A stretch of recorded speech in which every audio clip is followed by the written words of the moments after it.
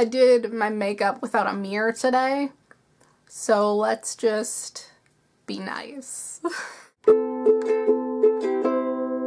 guys, I'm Kira, this is Fangirl Flails, and although it is currently the end of May, we're going to flail about my April favorites. I actually read a novel in April. I know, it's amazing.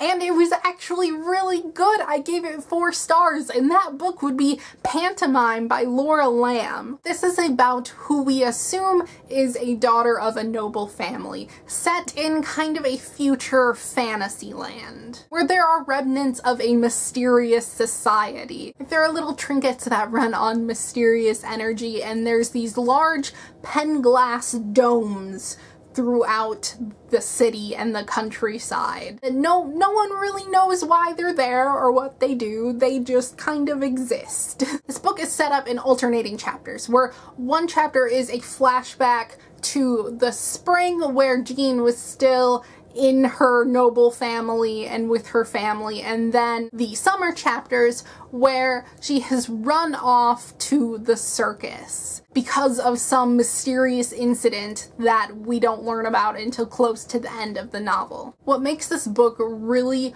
awesome is that Jean, although they don't have the word in their society, is an intersex character. So their parents decided that they were going to live their life as a girl. As Jean gets older, their parents start to get more and more dissatisfied with the way that Jean acts like a boy, I guess, is what they say in the book. You know, they get along more with the boys, they want to go run and play in the mud and all of that stuff, and not sit and work on embroidery. So then this thing happens that causes Jean to run away from home and go join the circus, where they decide to become Micah Gray. They decide to try out being a boy for a little bit. So it's all about Micah's training and how to become a circus performer, and starts to fall in love with a girl, and so there's all that drama. Oh, but I was a girl and I like this other girl. Do I like her as a boy or do I like her as a girl? And there's all kind of gender discussions in this book, but it's also just a really fun fantasy novel. There isn't a whole lot of fantasy aspects. We learn a little bit about the myths and the legends of this mysterious society. It's also just a really fun adventure. It's about the circus, and there's a lot of queer characters in the circus, and it's just really fun and action-packed, and the ending is so intense.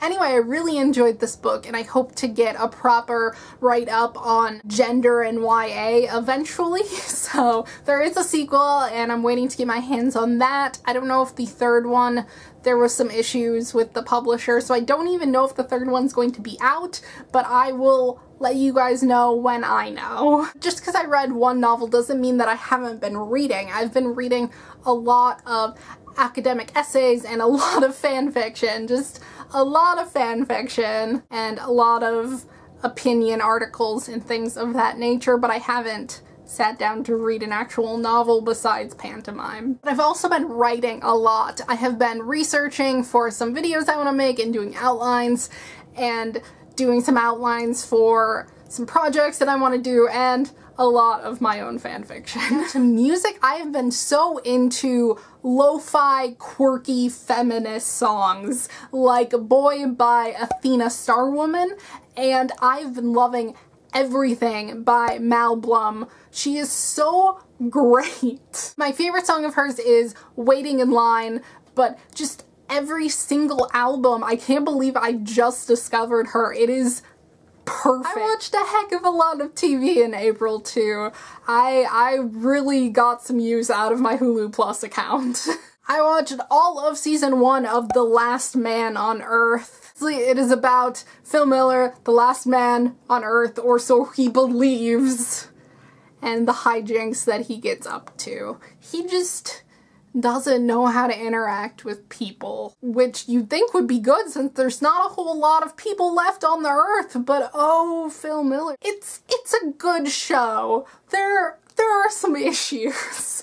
Like, Phil Miller is a douchebag, but he's also kind of a lovable douchebag. It's not that all of the characters are terrible like they are in Always Sunny.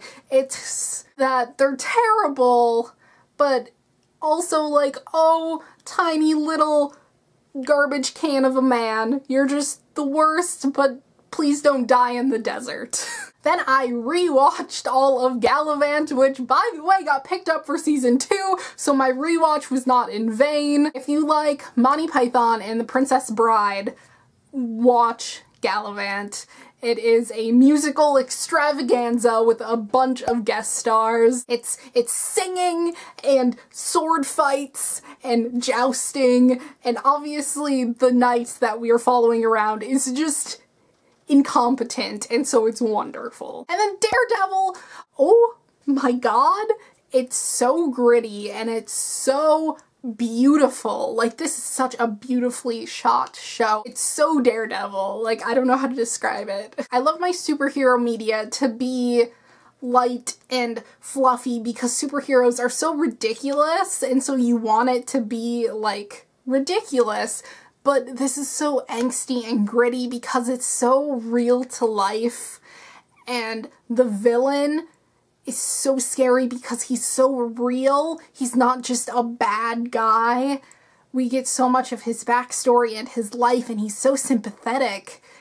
It's so creepy. If Foggy wasn't a character, I don't think I'd be able to watch it because it's just too much gore, too much child abuse, too much. But Foggy Nelson is worth all of it, and Charlie Cox is a perfect Daredevil. I watched the best movie on Netflix. Even though it was from 2008, I've never heard about it, which is weird because it stars Adrian Brody and Mark Ruffalo. So it's a little weird that I didn't hear about this, especially since it is so pretentious. If you like Wes Anderson, you will love this movie, even though he has nothing to do with it. This movie is The Brothers Bloom, directed by Rian Johnson. It follows Adrian Brody and Mark Ruffalo's characters, who are brothers as well as con artists. And we learn about their past, what made them into con artists, but then we also see Adrian Brody's character kind of being like, I don't really want to be a con artist anymore, I kind of want to have something real.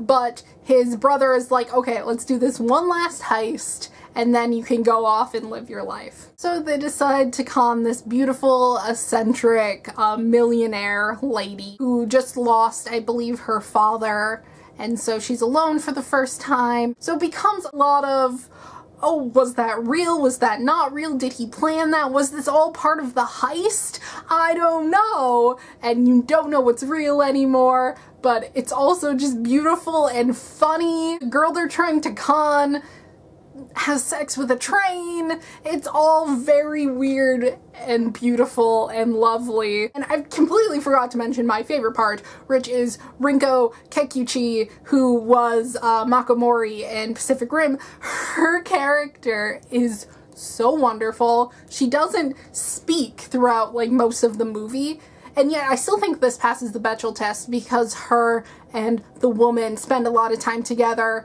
like, kind of whispering to each other and showing each other, like, their hobbies, and it's very cute. Anyway, so her character kind of just stands in the background and is fabulous and blows shit up. Like, she's just standing there judging everyone in these amazing outfits, and she just comes and goes as she pleases. Like, the brothers don't really know where she came from or how to contact her. She just shows up and helps them blow shit up. It's so great. And I think that is it. I was kind of in a depression slump all of April, which is why I watched a lot of Hulu. So, you know, once again, give me your advice on how to get out of a reading/life slump, because that is very much where I am right now. I'm getting better. Let me know what your favorite things in April were, if you can remember them, and I will see you next time. Goodbye!